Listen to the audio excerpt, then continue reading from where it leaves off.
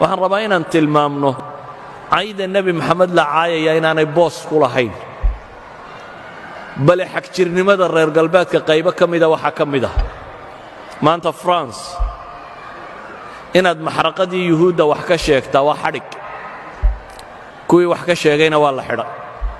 maalan qaar taariikhda qore qaar ka mida waxay yidhaahdeen 60 milyan may gaadhaynin dadkii yuhuudda meesha lagu dilay.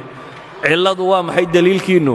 waxay yidhaahdeen yuhuuddii jarmalka iyo intan degganaydba 6 milyan ma gaadhaynin taariikh ahaan markaannu xisaabinno. saa daraaddeed 6 milyan hadda may odhannin lama gubin, waxay leeyihin tiradaa inta ka yar. ka muslim ahaan aniga hadduu ninkii gubay qiranaya uu leeyahy 6 milyan baan gubay, iqraarku dee waa markhaati madoon, waa gubteen baynu leenahay, dan kama lihin. inaan idhaahdo yuhuud 6 milyan lama gubin waxba igama saara. hitler inuu faashista ahaa ama naazist ahaana muranku ma jiro. hadday reer yurubku qirtaan oo yidhaahdaan 6 milyanoo dadaannu laynay, inkaar baa qabteen baynu leenahay. ma waxaanu difaaca ma yaallo.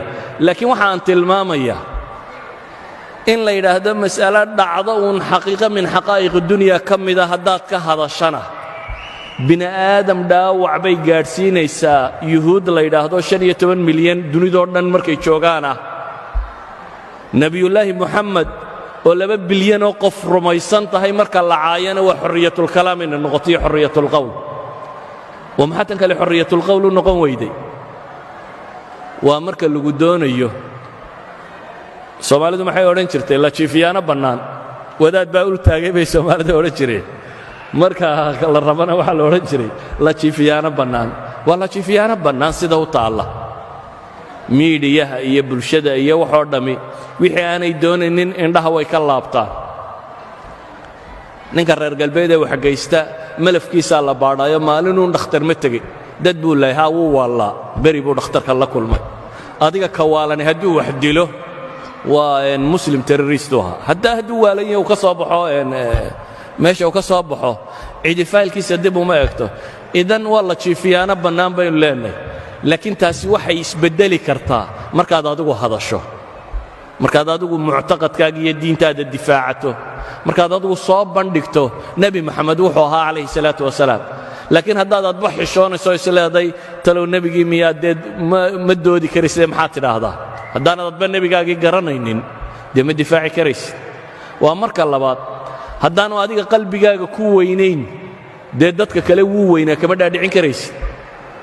hadduu adiga qalbigaaga ku weyn yahay gaalkan yare dhafoorrada xiirtay oo aad dhafoorrada ka daba xiiranayso, oo gaalka surwaalka dabada dilaaciya waa qalbigaaga ku weyn yahay adna surwaalka dabada dilaacinayso.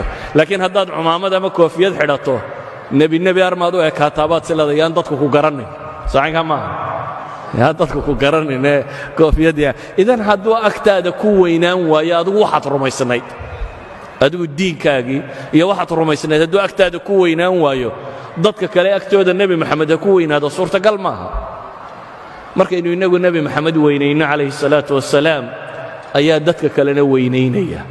innagay xilkeenna tahay markaasi. dadka in badan baan ogaynba wuxuu ahaa. intaanaan ka warramaynaa waa in taariikh baadhay oo wax baratay oo wax eegtay. laakiin dadka inta badan dee miidhiyahaasaa u warrama, maalinna sawir yaroo qaldan soo saaraya, maalinna hadal qaldan soo saaraya, kaasaa u warramaya. markaa dadku saasay u rumaysan yihin. idan waa xil idinka idin saaran inaynu bashariyada u sheegno nebi maxamed inaanu weynaynoo qurhe inuu yahay rasuulkii loo soo diree badbaadin lahaa aakhiriya adduunba, inuu muxamed yahay calayhi salaatu wasalaam. sala allahuma cala nabiyi muxamedin wcala alih wasaxbihi wasalam walxamdu lilaahi rabbi alcaalamiin.